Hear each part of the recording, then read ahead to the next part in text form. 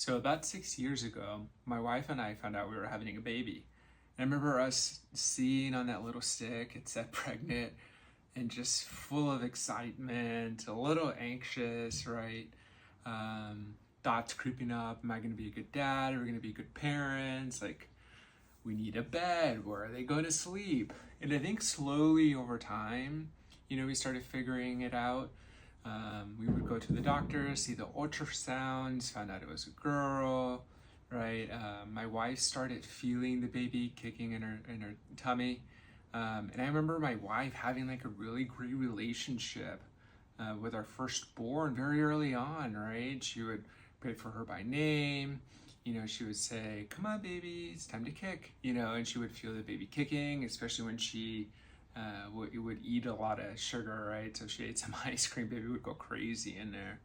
I remember, I think it was like month 7 or 8, and I remember just looking at my wife and seeing that she had this deep relationship with the baby already in her stomach.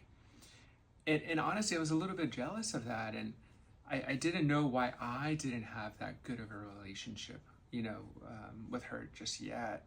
And I talked to a lot of my friends who had kids already, and they said, it's a little different, when the baby's in the stomach, but once they're out, right, you can really, hold them and like talk to them and like have a real physical relationship with them, right?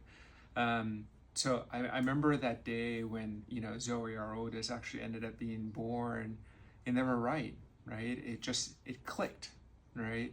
Because this whole time that my wife was pregnant, in my mind, I kind of knew what was happening, right? Logically, there's a baby in there, and her name is Zoe, and I can feel her kick sometimes, and when she comes out, she's gonna be here. This is a baby, right?